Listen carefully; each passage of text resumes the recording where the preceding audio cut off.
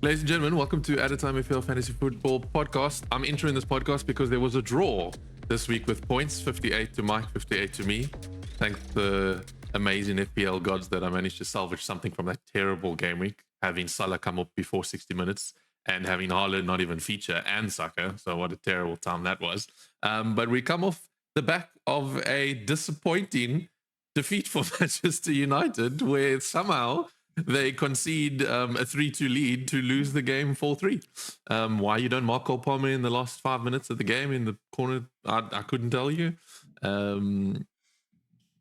Chelsea shouldn't have thrown the lead in the beginning anyway, being a 2-0 lead. I think Jose at Manchester or at Chelsea probably would have closed that game out. But we laugh, we rave, we make fun of our United colleague fans.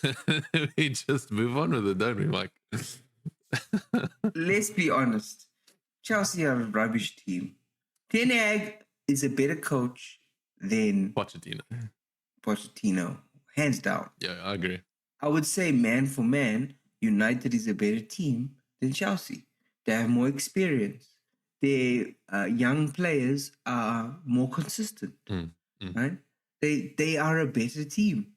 The fact that we are laughing internally, inside, outside, celebrating. I might get a cat and just name it 4-3. I'm going to buy a cat. Because I can't believe that as rubbish as when we lost that game, I assume we lost the game. When we were 2-0 up and we lost the 3-2, I'm not surprised. You're not surprised. No. This is normal Chelsea behavior. Yes. The fact that we have a player on the field that didn't stop pushing, didn't stop going. Like, we have someone in our team who actually is too good for our team. I'm scared he leaves because Cole Palmer single-handedly is keeping Chelsea out of relegation. I'm telling you, we had this discussion last night. He's the best signing of the season for any team. He's the best FPL asset we've had in years at that price. He's got more points than Salah at this moment. Just by the way, I checked last night. He's 2 goals away from Haaland's Premier League tally. Yeah, he's coming. He could end the season as the top goal scorer of the Premier League. And that's just so mind blowing. Chelsea come 10th, and they have the leading goal scorer of the Premier League in their team. I don't know. That's just Chelsea, isn't it? It's just classic. The haters will say that most of these goals are penalties, and fair enough, they are. But you still got to take the penalty, right? You still got to be. You still have to get into the positions as well. For me, he didn't win the game just because he took the penalties. He didn't stop. Jorginho could have taken those penalties. Yeah. It's that last second while United is sleeping, even Chelsea players are sleeping, and everybody's like, the game is over, it's a draw, we'll take it. This guy has spent too many games where he scores a goal and we lose the game. And he was like, I'm not having this shit again. I am making us win this game. So he's been nominated for Player of the Month as well. No surprise there. Player of the Month, Player of the Year, Manchester City Player of the Year, probably too. Pep is probably kicking himself now. Anyway, but and the reason we're starting with this is because it's not a Chelsea podcast, and as I said to my Man United friends out there, we know United is a better team than Chelsea. Hands down, we're not like on this placebo effect that now we think Chelsea's back and now we're gonna like come back. No, we know Chelsea's rubbish. United are a better team. It's unfortunate they lost the game, but we take it. We have so little to celebrate. I know. Okay? I know. If not for the FA Cup, don't kick a homeless person when they're down. No, throw them a few pounds or a few dollars. I feel like a homeless guy who's been living on the street, and all of a sudden I just accidentally walked into this mansion and there's no one here. Manchester United, yeah. And I can just enjoy it before I get like kicked out by the police and thrown in jail. You can have a shower, you can freshen up, you get some breakfast. It's a good day. It's a good day. But anyways, let's start by saying that Cole Palmer hauled 20 points. Amazing. Okay. And he's been hauling the last 3 games, I think, as well. Game before that, 15 points. Game before that, 13 points.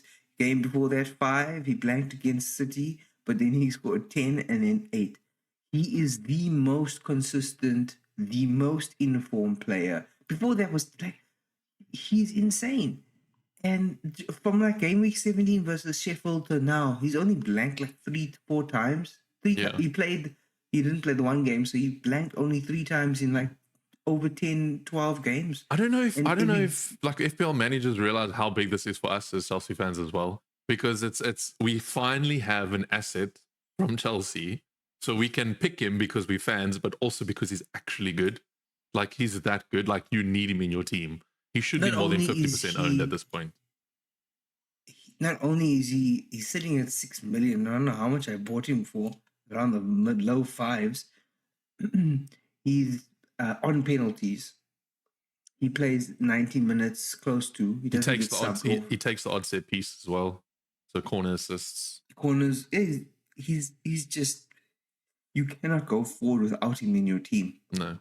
Right? And we spoke about this last week, how, I was saying Foden, but like Palmer takes that spot like over, we'll get to Foden in a bit, another 20-pointer. What a Hatrick. But like over other players like Bowen or any Bailey or any other midfielder that you might be thinking about bringing in, like Palmer is the shiz. And then they just pivot to Foden. Foden. Imagine what a combo that would be. Paul Palmer or Cole Foden. Listen, we're trying to set you up for game week 32, but just looking at game week 31 as a review. Oh, before you get into that, just a quick breaking news. Double game week 35 has been confirmed for Chelsea. Just by the way, everybody. And Spurs. You're joking. Spurs and Chelsea have got a confirmed double game week in 35. You saw it here first. Well, probably not, but yeah. Which is big. And it's not really the easiest game week, because Chelsea has Villa away and then Spurs at home, and Spurs is Arsenal at us. That's the tricky one. But more incentive to bring in Cole Palmer, I think. The problem is that the week before, you with your free hit still has options, but the week before there's no Spurs fixture. No, there's no Arsenal fixture. So like, it's not like you can overly bring in your Spurs assets in the lead up to that. You actually have to be starting to watch how and when and plan your transfers out. Injuries on top of it. Here is my statement of the season now. I took a 2-week punt on Saka, and I think it's time for him to make way for Phil Foden. Long term to the end of the season. I think it's time. I'm going to wait. Fortunately, City have an early fixture on Saturday. So I'm going to wait to see the news, because it's a very quick turnaround. So I don't know if Pep rests Foden, because that's always a possibility. If there's news on the team and that he's not starting, I won't make the transfer. I'll keep Saka. But if there's news that he's starting, I think it's a no-brainer. I think we move Saka on to Phil Foden. I don't know about that, my friend. I think it depends. I think it's also worthwhile looking at Saka news, because it felt like Saka was rested more than out and out injured himself. He's picked up a hamstring problem that he's been nursing since a while ago, which is why I think he got taken off. But is he out, or was it just a precaution because of the tight turnaround? No, he might not be out, but I think it might be time to move him on. It's tough, but this is the thing. You have all these players in the midfield. You have to make a decision over who you want. You can go wrong with either of them. You can go right with either of them. So who, are you keeping Garnacho in place of Saka, basically? I'm keeping, because of the United double game week coming up. And the Arsenal blank. And United are playing their double game week in game week... I think it's 36? 30... Let's make sure. 36... 36. Is it? It's coming up somewhere. And I've not really written it down. Yeah, game week 34 is a big one, but United isn't doubling up there. No. So, but let's be... Aside from the double game week. Anyway, if you didn't have Garnacho in your team, I would have got my points to pull ahead of you. Yes, you would have. Like, your United assets on your bench saved your ass. They so... I think let's be honest and say Garnacho is a pick moving forward. I told you Garnacho is a really good player, in my opinion, and we just we lucky that we have Karrupan. I don't know what it was so funny. I messaged the group last night while we were all watching the game, and I said, I hope Chelsea win, but Garnacho scores. And then like 10 minutes later, he scores, and then the United fans are all like, get lost. I don't know if they like him or something, but I was like, called it. Or maybe it's because I had him in my team. I don't know, but it was a bittersweet moment. But I mean, yeah, he is a good player. Like you say, United are a better team. So, I mean, I back him as a pick. It's just about who you play him for. But yeah, I'm quite happy with my midfield. I might bring Foden back in. But I did make an early transfer, by the way, without knowing he played yet. So it was a bit of a gamble, but I couldn't sleep on him. And I think your dreams about this man was a bit too early because now he's popping off. Do you have any idea what I'm talking about? He's Swedish. Good. It was not Gordon and Gross. But he plays for Newcastle. Saka? No, Isak. Oh, yes, of course. Isak. Everybody's bringing in this guy. Look at his... You should look at Isak. I'm sure you did. Look at Isak's run in from game week 34 down to 38. Those last 5 games, he's Crystal Palace, Sheffield, Burnley, Brighton, and Brentford. He's going to be cooking. Those teams play for nothing. They're playing for nothing. Okay, I mean, either they're already relegated at that point or... Yeah, he's got the fixtures, he's got the form. I would say those are good picks, particularly if you're going with your Haaland-less team, as many people are doing. Well, I have Haaland still. Yeah, that's still good. But many people are favoring Haaland out and Isak in because they don't have the funds for it. So guess who I took out for Isak? Muniz? Solanke? No, Nunes. You're telling me Darwin Nunes, not Muniz. Sorry, they sound the same. Nunes in for November. Rodrigo Muniz. I did it before they played. He scored a goal, which I'm pleased about, but I was never going to hold him on long term. I was going to bring him back for the double game week that Liverpool have, but in reality, he wasn't supposed to play for long anyway. And I think that form of Isak, you can't deny it. Look, he's probably going to blank now because everyone's bringing him in because of the curse. But I think he's a good player. Yeah, let me tell you about some strategy that I have in mind. And I spoke about this a couple of weeks and I didn't go on it. And for some strange reason, I decided to stick with Pedro Porro and I brought him back in. Okay. I don't know why. He's driving me insane. He's 5.8. He's one of the most. He cost more to buy than Cole Palmer. He's not getting any attacking returns. But can I tell you something? Spurs aren't getting defensive returns. I know he's not getting attacking returns, but do you know that he's got the most crosses in the box? I think it's 15 out of all defenders over the last 4 weeks. He's got the threat. They're just not finishing off of his crosses. It's going to take one game for him to haul, and then you're going to kick yourself. I think he's still worth holding for a bit. Hold him for Forest. Let me show you some. I'll just read the numbers for you. 2217 002116 2. That is not the form in FPL of a player who is in a season where your defenders don't mean anything, right? And if you look, I've got Bradley, I've got Doughty, I've got Gusto. Yo, how lucky were you for Bradley's own goal, hey? Son of a chicken. That sucks. But, this is why you're supposed to have a good bench, and this is why you actually will win the season, because your bench at these pivotal moments pulled you through. Having 2 United players in your bench pulled you through when Saka and Haaland didn't play. That's big up to you. Thank you. I'm just saying, I think I know what I want to do for the rest of the season. I'm bringing in Saliba and I'm playing a 2-man Arsenal defense. You would have got points for him. You got 7. So. Exactly. Saliba and Arsenal really that. In fact, if you look at the top 3 defenders in FPL, they're all Arsenal defenders. Gabriel, Saliba, and White at top of the rankings. Okay, no one's close to them. The next one is Virgil van Dijk at 6.6. So honestly, I think it's time to double up on an Arsenal defense and just sit with them and watch them try and win the Premier League by shutting out teams. Yeah. And it's a toss up between White, I guess, and Saliba. White's probably going to playing at left or right back has more points potential, but Saliba is more solid. Yeah. And more hands down the pick for the rest of the season. So it's a toss up between the two. They're about 0.1 million away from each other. So I don't know what you think of my strategy there, because I'm tired of Pedro Porro. I'm thinking just I Pedro back out, the pick. I Saliba think in. for the price as well. I mean, it's not the worst trade off. I'd maybe lean more towards Ben White, but like you say, Saliba is solid. So, and they're going to be keeping clean sheets. They definitely play in a more cleaner, more attacking reserve.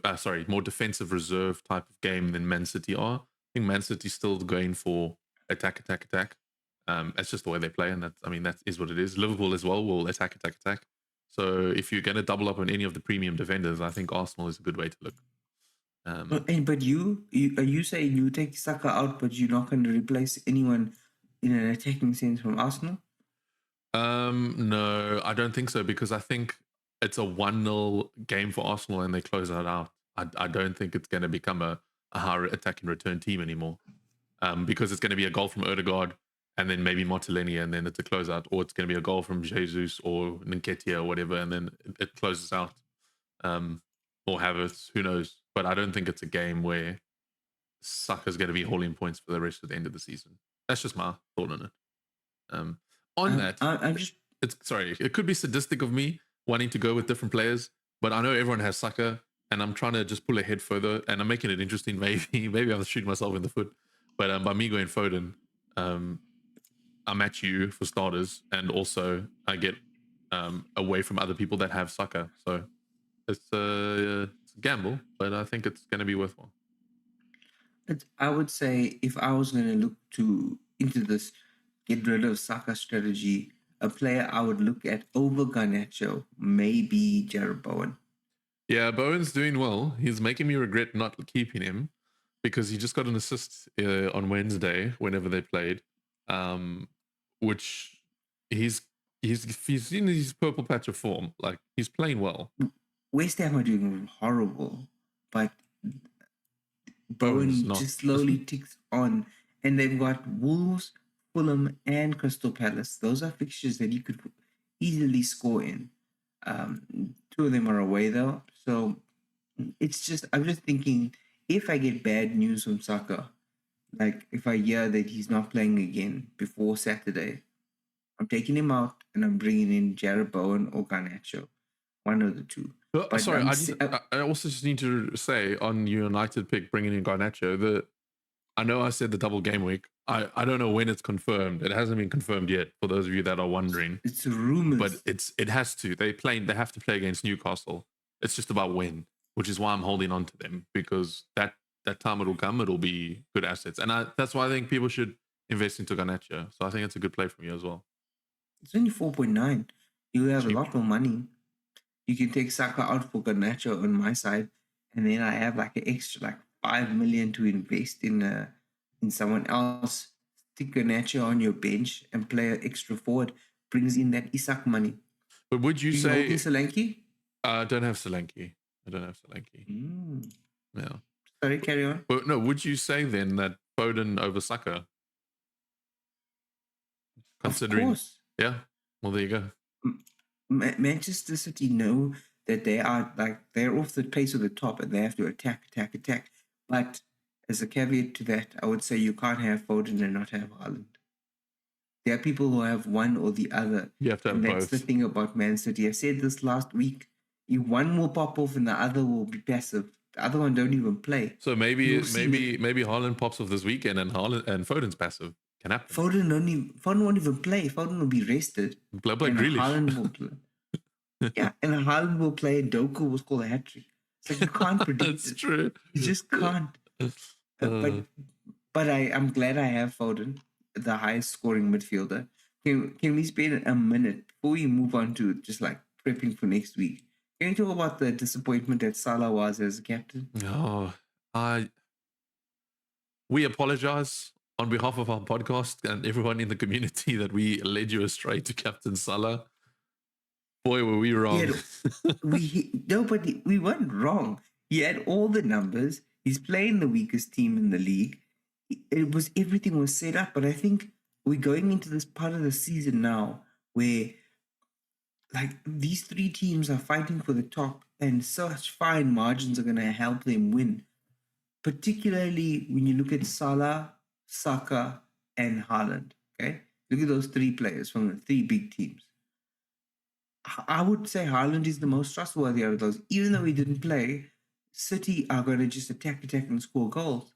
I thought Liverpool would be that way too, but I guess they were trying. They really want to win. Klopp really wants to win, and he's doing what he can to sort of get the win. And sometimes that means Salah doesn't score a hat-trick against Sheffield United. And let's be honest, we all know this may most likely Salah's last season in the Premier League. It's the last time we get to see him on a weekly basis. I thought this is the opportunity for him to sign off with a 3-goal, 4-goal, 5-goal haul.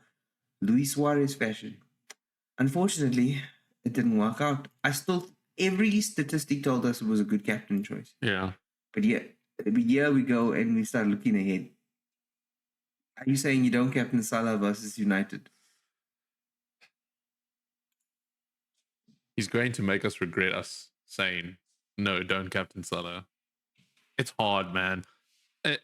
Because you got Son against Forest, right? I don't think he's a captaincy pick, although he's playing Forest. He hasn't really been like consistent. But it's Forest at home. If we go through the stats, he has a haul, then a blank, then a haul, then a blank, which he just did. He just blanked. That means he hauls. So if we're going by that logic, potential captain choice. Then you've got Cole Palmer, who's just been an absolute unit of a player. If he doesn't win Player of the Month for the Premier League, it's rigged. Like, it's almost as rigged as that VAR penalty. I'm joking. I'm not going to talk about that. Anyway, but like, seriously, like, Cole Palmer is in the form of his life. Like, his first hat-trick as a senior player. He's banging goals left, right, and center. He's carrying the whole Chelsea team on his shoulders. He's carrying Pochettino's career on his shoulders. Like, he's a very strong candidate for captain choice. Then you have Haaland against Crystal Palace, who just is fully rested. He comes on and scores a hat-trick. Who knows? Salah against United, it's a big team. You know, Salah likes to show up against big teams. Saka versus Brighton. I mean, Saka might now start since he got arrested. Who knows? Wait for team news. Isak against Fulham. Oh, there's just so many choices this week. Like, are you just reading off your entire team? I'm just reading. I know. Maybe I'm just projecting my issues that I have. But let's be honest. Most of those players are very good captain shouts. I'm with you there. I think I don't know how I'm gonna flip a coin on captain choice too. And one thing I'll say about Palmer as a captain choice. There's not a Chelsea fan in this world who's serious about supporting Chelsea who doesn't expect us to lose against Sheffield United. I'm sorry. We're losing that game because that's Chelsea. We'll go in and get drew against Burnley, against 10-man Burnley. It'll be 1-1 for 90 minutes, and then it'll be 3-1 to Sheffield. And then we'll get beaten by Sheffield United, who are relegated. Like, that's Chelsea. And so I don't expect us to win that game. I'll be pleasantly surprised if we do. And so that's my only thing of worry about Cole Palmer. I'm hesitant to captain Foden because I'm pretty sure he's going to be benched. Well, that's why I want to wait for team news, because I think we're fortunate to have a City early fixture, so we can leave it for last minute tomorrow, make a decision. Keep in mind, early fixture normally, the first fixture of the weekend normally throws up crazy results, right? Mm-hmm. So, like maybe Crystal Palace lose 1-0, 2-0. Exactly. So for me, that counts out Haaland.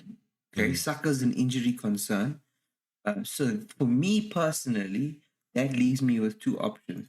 Do I stick it on Salah, but he's playing at Old Trafford? Maybe his last game at Old Trafford. Klopp's last game at Old Trafford. Is it going to be a cagey affair? Is it going to be tight? Or is Liverpool going to just stick it to them and Man United going to be a little down because of that loss? I don't know how. Those are already too many things for me to think about. Which means, personally, my captain choice is going to be Son. Yeah, because it's the last fixture of the week. It's not in Forest at home for him. He's been scoring on the odd occasion. He's had a haul and then a blank, then a haul, then a blank. It's time for a haul, and it's a good choice. I think Son has got the least question marks on him as a captain choice. I mean, if you were playing FPL and you're just like, why don't you just captain Foden or Palmer? Because clearly they're going to score 20 points. That's not how it works. No. Okay? That's how it works. You're taking a punt on Palmer regardless because Chelsea's rubbish. But I think, as per usual, Palmer will be my vice captain. And if anything changes and I feel the need, I might captain him too. But I think Son is the captain choice of the week. I'm very interested to see how your Saka-less team goes. Saka-less. Mine is the exact same as yours, except inverted. So I've got Cole Palmer sitting as my captain at the moment, and I've got Son as my vice captain. Maybe the spirit wills me and it changes. Who knows? We'll see. I'll wait for team news. Like I say, definitely we'll take our Saka if I get news that Foden will play. Otherwise, I'll hold him for one more week. But after this week, I think he's going to be making way. Yeah, and don't listen to me, man. I know you want to bring Foden in for Saka, and I'm telling you, I think Foden will be benched. But it's still like, even though I brought Haaland in last week for Watkins, I don't feel bad that he didn't play.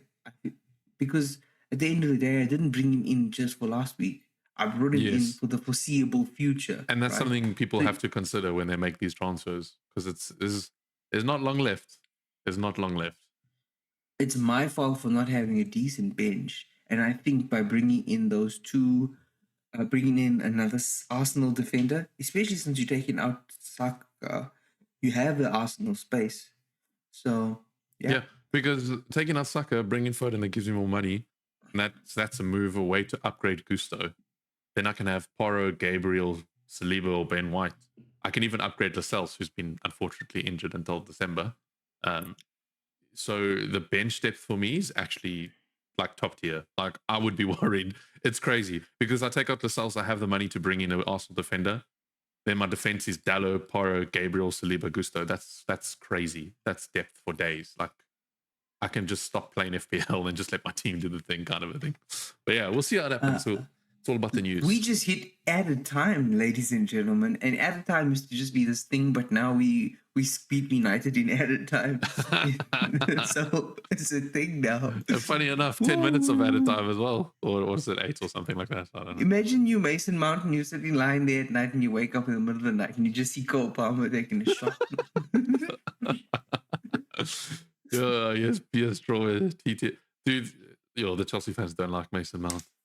They really it's don't not like we him. don't like him, man. It's just he left in not the greatest circumstances. He hasn't kicked off at United in ways like Harvard's is even done better than him. That's saying a lot. But every Chelsea veteran, like I said, he made a mistake. Like, he shouldn't have left yet.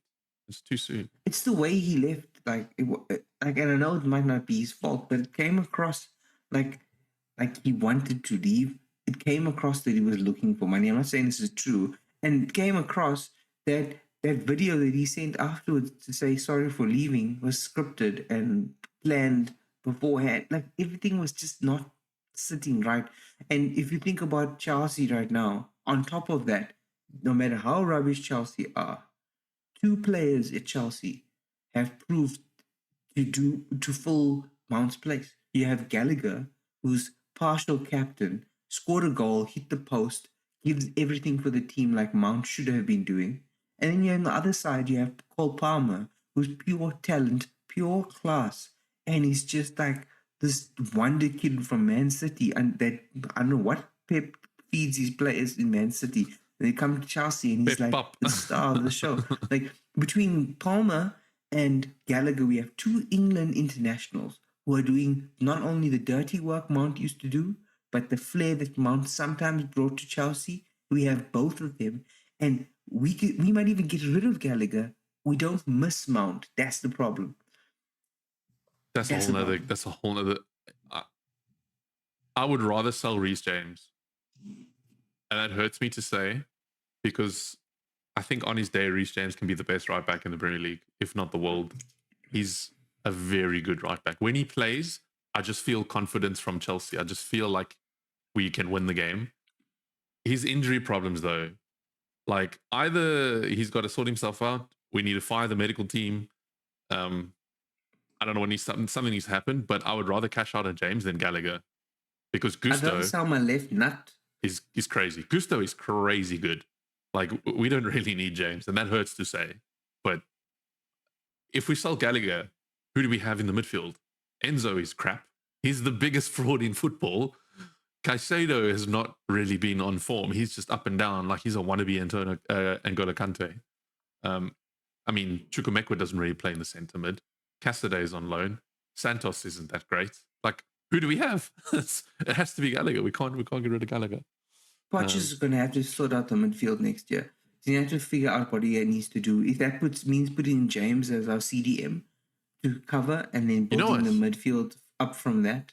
Gallagher and Caicedo with James in the middle, I think they can be cooking there because James might not play CDM, but he can play almost like a box to box but just like on the right side, box to box, because he has an attacking trying to make this guy not run. Maybe put him in the goals or something. Maybe he could be our fourth goalkeeper or third goalkeeper because Petrovic and Sanchez are. Who knows? Maybe. Speaking about goalkeeper, before we run out of time, there are many people, including me, who have Areola, who is now out injured.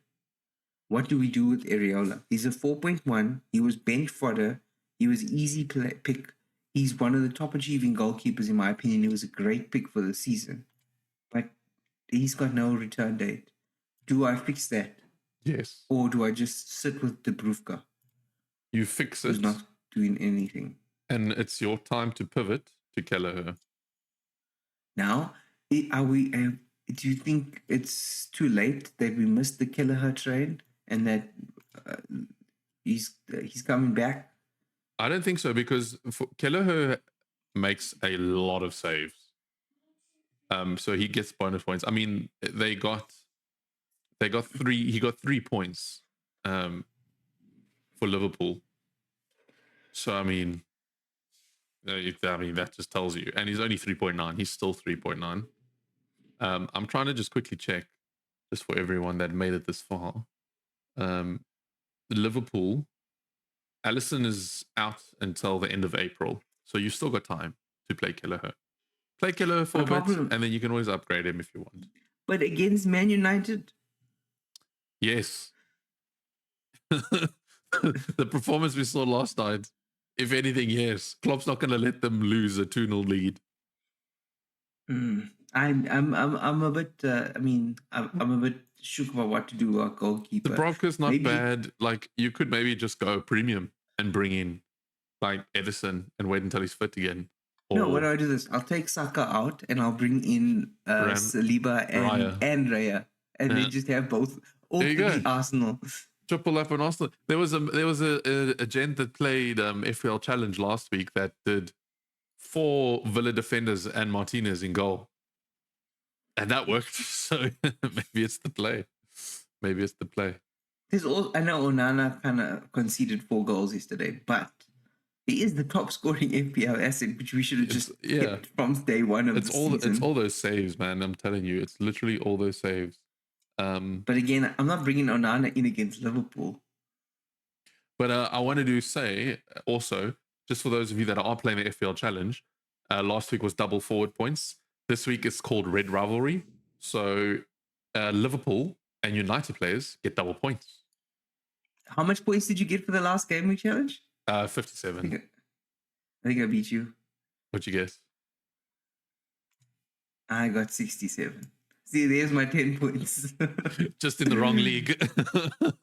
But yeah, so Red Rivalry, double Liverpool and double United points for those players. So Garnacho, Haaland, McAllister, Salah, Fernandes, Darwin Núñez, all those names. I think you should be looking at your team. Yeah, I think you picked 4 or 5 of them, but 3 each, good team around it. Yeah, 3 or 2 because each.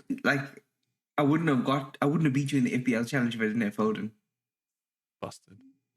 It's the last time I don't pick Foden in my FPL challenge team. I warned you. But thanks everybody for listening. We're just about out of time. That was game week 32 coming up tomorrow. Tight turnaround. Yeah. Don't forget to make your changes. Look out on YouTube for some shorts. There'll be some cool info and tips for you to have a listen to. Subscribe. Next week, I think we should definitely have a solid plan for what are the confirmed game weeks for the running at the end of the season. And how we maneuver our players in, because I think that's where you have to sit now. You win the season or you lose the season versus you're planning on double game weeks. Yeah, hopefully we have a confirmed United game week as well, then we can talk about that more. But until then, enjoy the weekend, enjoy the football, Hopefully Chelsea Stay can cold. win. Stay cold. Stay cold. Like stone cold Cole Palmer.